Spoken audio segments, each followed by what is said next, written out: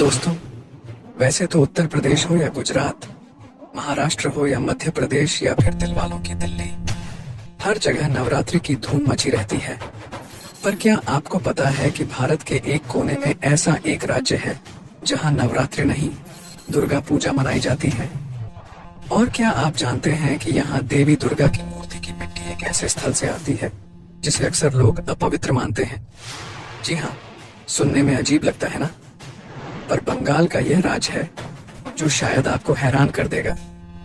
चलिए, आज हम खोलते हैं दुर्गा पूजा के पर्दे और जानते हैं बंगाल के इस बड़े त्योहार और उनके विश्वास की महिमा की कहानी। इसलिए इस वीडियो को अंत तक जरूर देखें। दोस्तों, खासकर पश्चिम बंगाल की राजधानी कोलकाता में पूरे साल में दुर्गा पूजा का समय ही एकमात्र ऐसा समय होता है जब शायद ही कोई व्यक्ति हो जो खुद को घर में कैद रखता हो। यूं तो यह त्योहार 10 दिनों से भी लंबा चलता है, लेकिन परंपरागत रूप से कोलकाता में दुर्गा पूजा सिर्फ 5 दिनों की होती है और यह त्योहार पंचमी से लेकर विजयादशमी तक ही मनाया जाता है। दशमी के दिन देवी दुर्गा समेत बाकी सभी देवी देवताओं और उनके वाहनों का विसर्जन कर दिया जाता है। दुर्गा पूजा में मां दुर्गा की भव्य मूर्तियों का एक खास महत्व होता है। पूरे भारत में लोकप्रिय इस पूजा के लिए यहाँ विशेष मिट्टी से माता की मूर्तियों का निर्माण होता है और उस मिट्टी का नाम है निषिद्धोपाली। सुनकर हैरानी होगी कि दुर्गा पूजा के दौरान देवी माँ की मूर्ति के लिए मिट्टी तवायफों के आंगन से लाई जाती है। दरअसल देवी दुर्गा की कोई भी प्रतिमा तब तक संपूर्ण नहीं मानी जाती जब तक उसकी मिट्टी में किसी वेश्यालय की मिट्टी न मिलाई जाए। वेश्यालय वह जगह जिसे सबसे अपवित्र माना जाता है। ऐसे में आखिर दुर्गा माँ की प्रतिमा के लिए यहाँ की मिट्टी का उपयोग क्यों किया जाता है? ऐसा माना जाता है कि प्राचीन काल में एक वेश्या माँ दुर्गा की अनन्य भक्त थी। उसे तिरस्कार से बचाने के लिए माँ ने स्वयं आदेश देकर उसके आंगन की मिट्टी से अपनी मूर्ति स्थापित करवाने की परंपरा शुरू करवाई। साथ ही माँ ने उसे वरदान दिया कि बिना वेश्यालय की मिट्टी के उपयोग के दुर्गा प्रतिमाओं को पूरा नहीं माना जाएगा। और तब से इस परंपरा की शुरुआत हुई। देश के बाकी सभी हिस्सों में नवरात्रि के दौरान देवी दुर्गा को मां के रूप में पूजा जाता है। यह ऐसा समय होता है जब देवी दुर्गा अपने भक्तों की परेशानियों को दूर करती हैं और उनकी मनोकामनाएं पूरी करती हैं। इस समय देवी मां को खुश करने के लिए भक्त व्रत और उपवास रखते हैं। लेकिन पश्चिम बंगाल में देवी दुर्गा को मां नहीं बल्कि घर की बेटी के तौर पर पूजा जाता है। स्थानीय मान्यताओं के अनुसार देवी दुर्गा कैलाश पर्वत, जो उनका ससुराल है, वहां से 5 दिनों के लिए मायके आती हैं। इसी वजह से दुर्गा पूजा के दौरान पश्चिम बंगाल में उपवास नहीं बल्कि जमकर खाने खिलाने का समय चलता है, क्योंकि एक बार विदा होने के बाद बेटी दुर्गा फिर 1 साल बाद ही मायके आ सकेगी।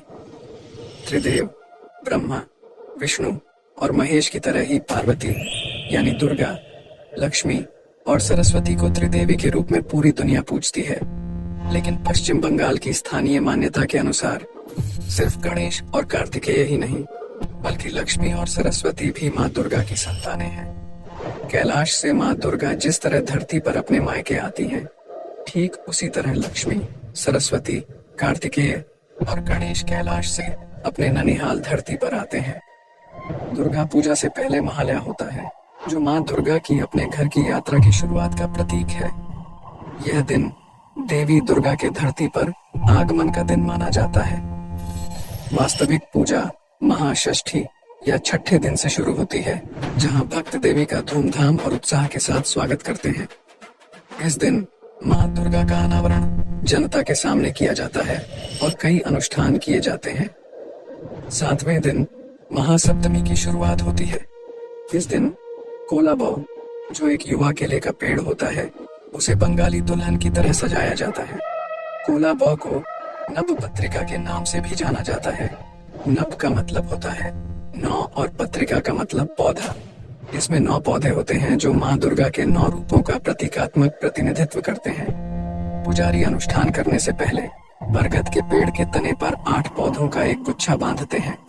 9 अलग अलग पत्ते एक साथ मिलकर कोलाबौ बनाते हैं, जिसे अक्सर मां दुर्गा का पौधा रूप माना जाता है। इस दिन भोर से ठीक पहले अनुष्ठान के एक भाग के रूप में कोलाबौ को पानी में डुबोया जाता है।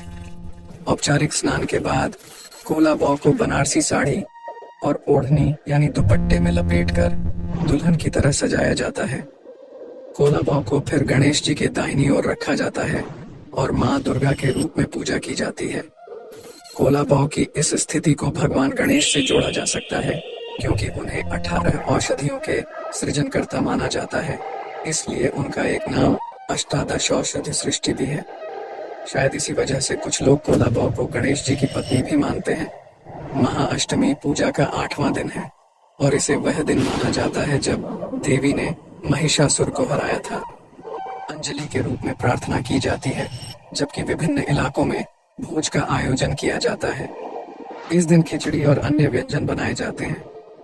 9वें दिन को महानवमी कहा जाता है।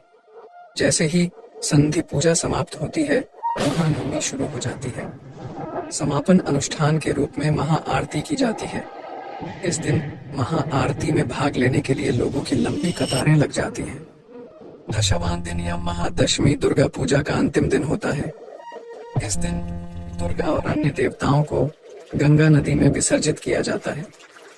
विसर्जन से पहले विवाहित महिलाएं सिंदूर खेला में भाग लेती हैं, जहां वे एक दूसरे के चेहरे पर सिंदूर लगाती हैं।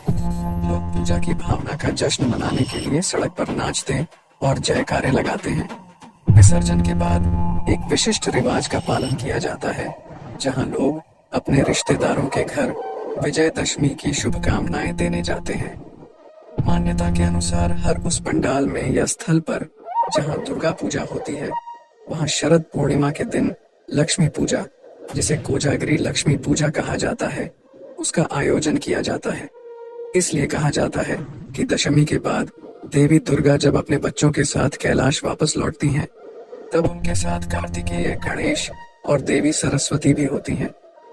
देवी लक्ष्मी, कोजागिरी लक्ष्मी पूजा के बाद कैलाश वापस लौटती हैं और इस तरह बंगाल में दुर्गा पूजा संपन्न होती है। बहुत कम लोग जानते हैं कि पश्चिम बंगाल में नवरात्रि की जगह दुर्गा पूजा क्यों मनाई जाती है। तो दोस्तों, क्या आपको पता था कि दुर्गा पूजा सिर्फ एक पूजा नहीं, बल्कि एक ऐसी परंपरा है जो प्राचीन युग से जुड़ी है और बंगाल में माँ दुर्गा को सिर्फ देवी नहीं, घर की बेटी के रूप में माना जाता है। तो सोचिए, अगले साल जब दुर्गा पूजा आएगी, आप इस त्योहार को एक नए दृष्टिकोण से देखेंगे।